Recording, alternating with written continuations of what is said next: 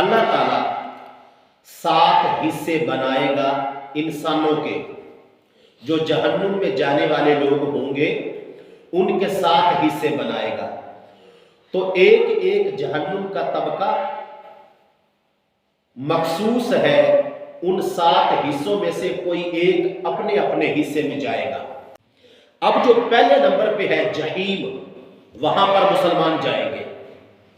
جو دوسرے نمبر پہ ہے جہنم، وہاں پر مشرک جائیں گے۔ جو تیسرے نمبر پہ طبقہ ہے سعیر، وہاں پر آتش پرست جائیں گے۔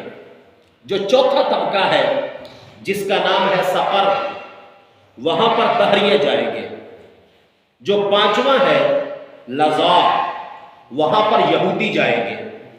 جو چھٹا ہے جس کا نام ہے ہاویہ، اس میں عیسائی جائیں گے۔ اور جو 7واں ہے سب سے نیچے، جس کا نام ہے حطامہ، حطامہ کے اندر منافقین جائیں گے۔ یہاں پر صحیح مسلم شریف کی انٹرنیشنل نمبرنگ کے مطابق حدیث نمبر 2844 2844 جس کو روایت کرنے والے حضرت ابو ہریرہ رضی اللہ تعالی عنہ ہے، سید عالم نور مجسم شفیع معظم صلی اللہ علیہ وآلہ وسلم کی بارگاہ میں حضرت ابو ہریرہ کہتے ہیں کہ ہم آقا کریم کی بارگاہ میں بیٹھے ہوئے تھے تو ایک زوردار آواز آئی۔ جب ہم نے اس آواز کو سنا تو آقا کریم صلی اللہ علیہ وآلہ وسلم نے ہم سے پوچھا کہ کیا تم جانتے ہو کہ یہ آواز کیسی ہے؟ تو حضرت ابو ہریرہ کہتے ہیں کہ صحابہ اکرام ہم سب نے کہا کہ اللہ اور اللہ کا رسول بہتر جانتا ہے کہ یہ آواز کس چیز کی ہے۔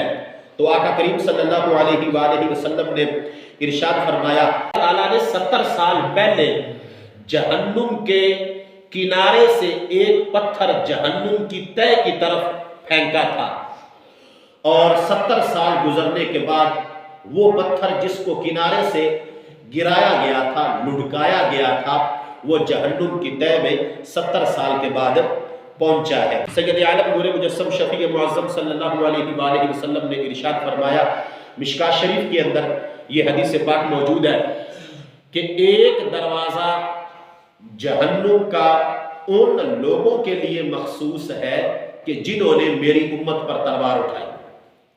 جبریل نے یہ بتایا کہ 1000 سال جہنم کی آگ کو دہکایا گیا، وہ سرخ ہو گئی، پھر 1000 سال دہکایا گیا تو سفید ہو گئی، پھر 1000 سال جہنم کی آگ کو دہکایا گیا تو وہ سیاہ ہو گئی، اور اب وہ سیاہ حالت میں ہے۔ آقا کریم صلی اللہ علیہ وآلہ وسلم نے فرمایا، دوزخیوں میں سے جس کو سب سے ہلکا عذاب ہوگا وہ یہ ہوگا کہ دوزخی بندے کو جو جوتا پہنایا جائے گا، وہ جوتی اور جوتی کے تسمے یہ جہنم کی آگ کے ہوں گے۔ جس کو سب سے تھوڑا اور ہلکی نوعیت کا عذاب ہوگا، تو آقا کریم فرماتے ہیں کہ اس کی بھی اتنی تپش ہوگی کہ وہ جوتا پہننے کی وجہ سے اس کا دماغ ایسے کھولے گا جیسے ہانڈی میں سالن جو ہے وہ کھولتا ہے۔ حضور سید عالم نور مجسم شفیع معظم صلی اللہ علیہ وآلہ وسلم نے ارشاد فرمایا، جہنم اپنی طرف آنے والے جہنمی کو اس کے نام سے پکارے گی کہ میری طرف آ جاؤ۔ ان طبقات میں سے پھر ہر ایک کے اندر مزید عذابات ہیں، ان کی ایک چھوٹی سی جھلک میں آپ کو دکھاتا ہوں۔ جہنم کا ایک مقام ہے جس کا نام ہے غش۔ کیا نام ہے؟ وہ اتنا سخت ہے کہ بذات خود جہنم بھی ایک دن میں 400 مرتبہ اس مکان غش سے پناہ مانگتا ہے۔ جہنم کا ایک مکان ہے، جگہ ہے جو بڑی ٹھنڈی ہے، اور اس کا نام ہے جو سورۃ الدہر میں آپ پڑھ سکتے ہو، زمہریرہ۔ زمہریرہ لفظ آتا ہے نا، سورۃ الدہر میں زمہریرا، یہ وہ جگہ ہے، جہنم کا یہ وہ مکان ہے جو اتنا ٹھنڈا ہے، اتنا ٹھنڈا ہے کہ انسان اس کی ٹھنڈک سے پناہ مانگے گا۔ جہنم میں ایک کنواں ہے جس کا نام ہے حب الحزن۔ کیا نام ہے؟ حزن کہتے ہیں غم کو، پریشانی کو، دکھ کو، تکلیف کو، یعنی کہ وہ ایسا کنواں ہے جو کہ غموں اور پریشانیوں اور دکھوں کا گڑھ ہے۔ جہنم کی ایک اور وادی ہے جس کا نام ہے طینۃ الخبال۔ کیا نام ہے؟ اس وادی میں کیچڑ ہوگا۔ کیا ہوگا؟ اور وہ گارے مٹی کا نہیں ہوگا، یعنی ہم جو کیچڑ دیکھتے ہیں وہ تو گارے مٹی کا ہوتا ہے۔ یہ جو طینۃ الخبال وادی ہوگی، اس میں جانے والوں کو جس کیچڑ کا سامنا کرنا پڑے گا وہ کیچڑ ہوگا جہنمیوں کے پیپ، ریشے اور زہر کا، جس کے اندر جہنمیوں کو لت پت کیا جائے گا۔ طینۃ الخبال کا تعارف کروا رہا ہوں۔ جہنم کے حالات کو بیان کرتے وقت یہاں پر ایک پہاڑ کا ذکر کرتا ہوں۔ جہنم کے اندر ایک پہاڑ ہے جس کو سعود کہتے ہیں۔ کیا کہتے ہیں؟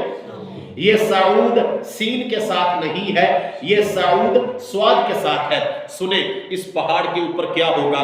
جس وقت کفار جہنمیوں کو دوزخ کے اندر پھینکنا ہوا تو فرشتے اس پہاڑ کے اوپر چڑھیں گے۔ 70 سال لگتے ہیں اس پہاڑ سے نیچے رگڑ کے گزرتے ہوئے۔ تو اس پہاڑ کی چوٹی پر جہنمیوں کو چڑھا کر فرشتے جہنم کی طرف دھکا دیا کریں گے۔ اس پہاڑ کو سعود کہتے ہیں۔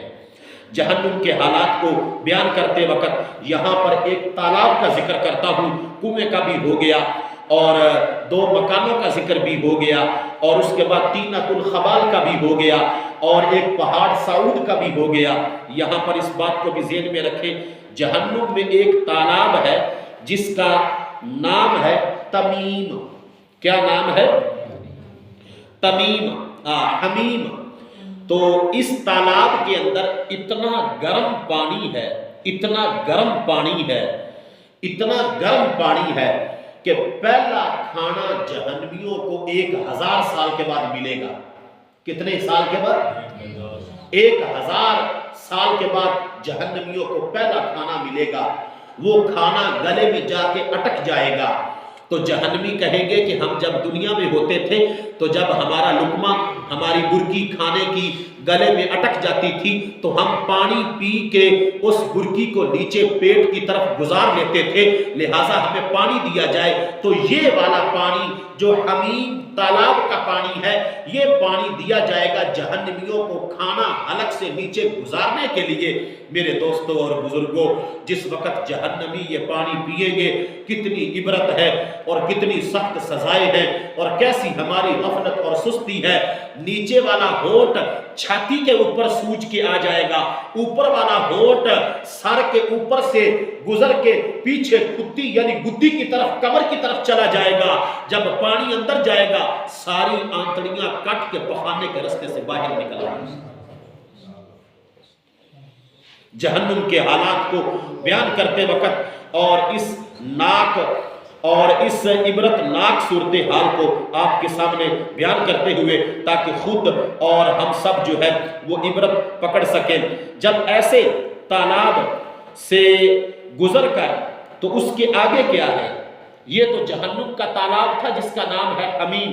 ایک جہنم کا تالاب ہے جس کا نام ہے غساق۔ کیا نام ہے؟ غساق، غین سین الف بڑا قاف کینچی والا، غساق۔ یہ کیا ہے؟ غساق میں کیا ہوگا؟ اتنے سخت پانی کا تو ذکر ہو گیا جو حمیم تالاب کے اندر ہے۔ غساق کے اندر جہنمیوں کا پسینہ اکٹھا ہوگا، جہنمیوں کا پسینہ اور جہنمیوں کے زخموں سے نکلنے والا ریشہ جس تالاب میں اکٹھا ہوگا اس کو غساق کہتے ہیں۔ جہنمیوں کو جب گرمی، اور گرمی کتنی لگے گی یہ تو آپ کو پتہ ہے کہ 70 گنا زیادہ سخت آگ ہے. دنیاوی آگ سے جہنم کی آگ 70 گنا زیادہ ہے. تو ایک سورج چمکے تو کتنی گرمی آتی ہے، کتنا پسینہ آتا ہے. اور گرمی کے موسم میں کوئی چولہے کے پاس جلتی ہوئی آگ کے قریب بیٹھا ہو تو پھر کتنا پسینہ آتا ہے. 52 ڈگری سینٹی گریڈ پہ سورج اپنی گرمی برسا رہا ہو تو پھر کتنا پسینہ آتا ہے.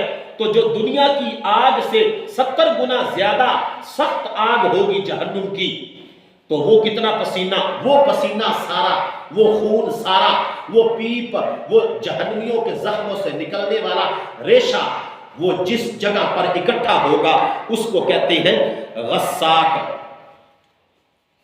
اور ایک چشمہ ہے جہنم کا جس کا نام ہے غسلین. کیا نام ہے؟ اس میں کیا ہوگا؟ پسینہ، خون، پیپ، ریشہ، وہ تو غساق میں ہوگا. لیکن غسلین جو چشمہ ہے، اس چشمے میں کیا چیز ہوگی؟ اس میں کافروں کا میل کچیل جسم سے اترنے والا جس چشمے میں اکٹھے جمع ہوگا اس کو غسلین کہتے ہیں. کیا کہتے ہیں؟ اللہ اکبر، اللہ اکبر. اور بھی بہت خوفناک مناظر ہیں. اور یہاں پر اس بات کو بیان کرتے ہوئے جو جہنم کی مختلف وادیاں ہیں کہ جہاں پر جلانا، کچلنا، سانپ بچھوؤں کا کاٹنا اور کانٹوں کا چبھونا اور کھال کا چیرنا اور مکھیوں کا زخم پر مسلسل بٹھانا اور 42 سینٹی میٹر یہ جہنمی کی جلد کی موٹائی ہوگی اور 300 میل یہ چوڑا جہنمی کا جسم ہوگا تاکہ اس کو زیادہ سے زیادہ سزا ملے. جتنا بڑا جسم ہوگا، جتنا بڑا وجود ہوگا، یہ چہرہ نہیں، پہاڑوں جیسے دانت ہوں گے، اتنے بڑے بڑا دانت، اتنا بڑا سر. اور میں کہہ رہا ہوں کہ لکھا ہوا ہے کہ یہ جو جلد ہے یہ 42 سینٹی میٹر کی، کتنی؟ اور 42 سینٹی میٹر کتنا ہوتا ہے؟ کم از کم اتنا ہوتا ہے، 42 سینٹی میٹر. 42 سینٹی میٹر کی موٹی جلد یعنی اوپر والا چمڑا ہوگا. ان کو چیرنے کا شعبہ علیحدہ ہے، کانٹے چبھونے کا علیحدہ ہے. ان کو زخمی کر کے اوپر بڑی بڑی مکھیاں، اور وہ مکھیاں ایک ایک مکھی ایک ایک اونٹ جتنی ہوگی. اب جب 300 میل لمبا چوڑا جسم ہے تو مکھیاں بھی تو اسی حساب سے اونٹ کے قد کے برابر مکھیاں ہوں گی جو زخم پر بیٹھیں گی. پھر سانپ بچھوؤں کے کاٹنے کا شعبہ علیحدہ ہے، ان کی جگہ علیحدہ ہے. ان ساری صورتحال کو بیان کرتے ہوئے یہاں پر ایک گھڑی کے لیے اس بات کو بھی سوچئے کہ 1 منٹ کے اندر 700 مرتبہ جہنمی کا جسم جل کے دوبارہ ریڈی ہو چکا ہوگا. کتنی مرتبہ؟ 700 مرتبہ. ایک مرتبہ جسم جل کے جھلس کے گر گیا، پھر اوپر چمڑا چڑھ گیا، پھر گر گیا، پھر چمڑا چڑھ گیا. 1 منٹ میں 700 مرتبہ. اللہ اکبر. مگر یہ واضح رہے کہ جسم کے جو اصلی اجزاء ہیں وہ برقرار رہیں گے. باقی جو گوشت، پوست اور جو چمڑا، اصلی اجزاء سے مراد دل ہے، اصلی اجزاء سے مراد دماغ ہے، جو اعضائے رئیسہ ہیں وہ برقرار رہیں گے. جو باقی جسم ہے وہ جل جل کے، کٹ کٹ کے، سڑ سڑ کے، خون، پیپ، ریشے، زخموں، کینچیوں کی طرح کٹ کٹ کے وہ نیچے گرتا رہے گا. اور 1 منٹ میں 700 مرتبہ جسم جل بھی چکا ہوگا، دوبارہ بن بھی چکا ہوگا. اللہ اکبر. استغفر اللہ، استغفر اللہ. پھر غم، حسرت، ناامیدی اور خلل شکم یعنی پیٹ کا خالی ہونا.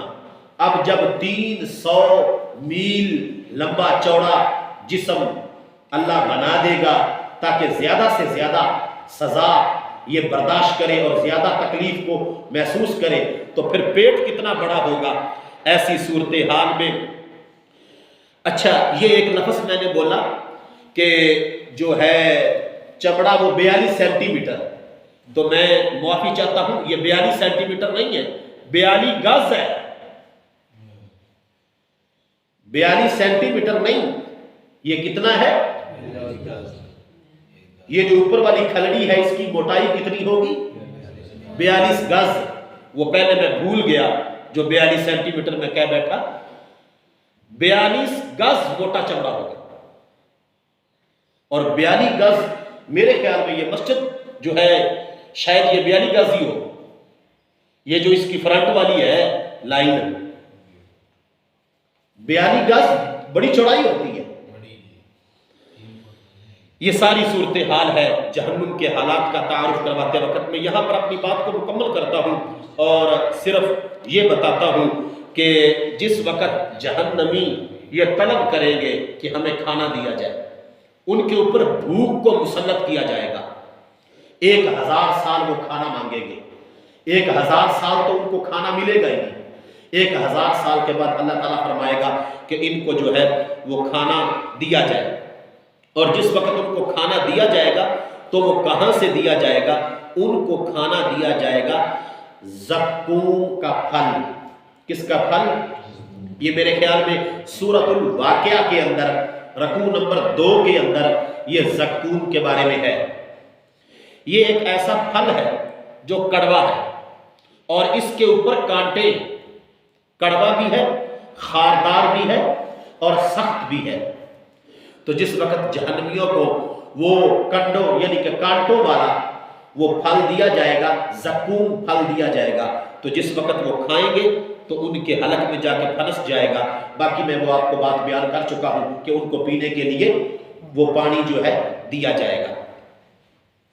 اور اس کا نتیجہ پھر کیا ہوگا کہ اندر کا سارا کچھ جو ہے وہ کٹ کے پخانے کے ذریعے انتڑیاں پھٹ کر پخانہ کے راستے سے نکل پڑے گی.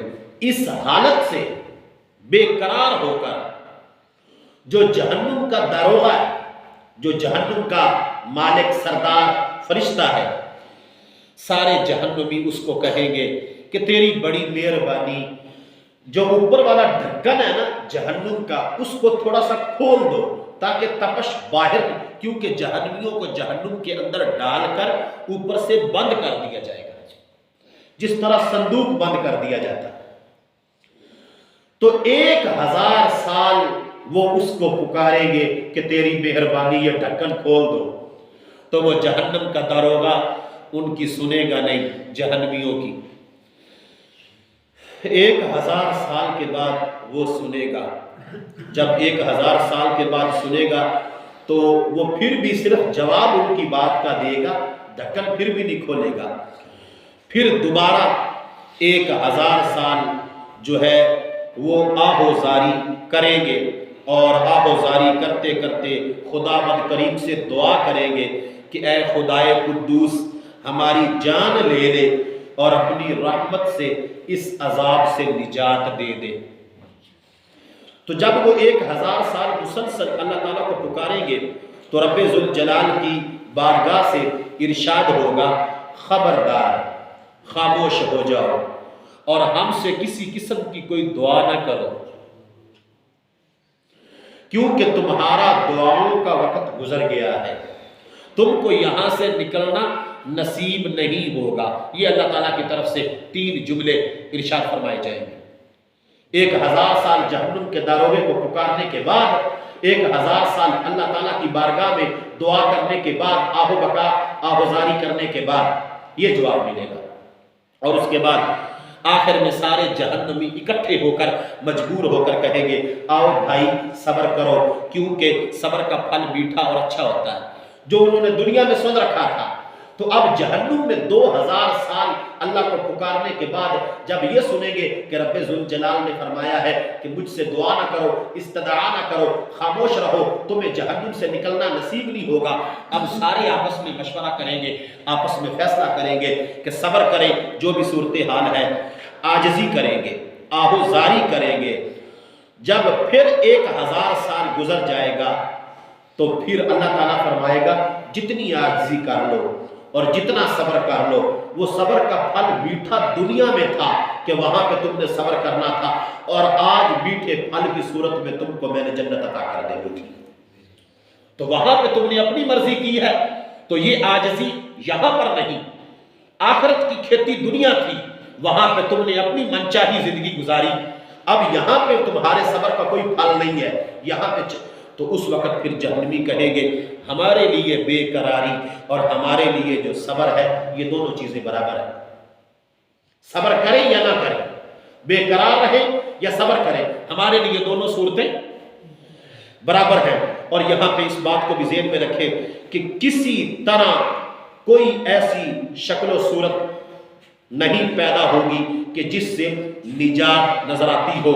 پھر آخر میں کیا ہوگا؟ جہنمیوں کو سر کے بل کھڑا کیا جائے گا, یعنی پیروں پر نہیں سر کے بل کھڑا کیا جائے گا اور ان کے جسموں کو مسح کیا جائے گا.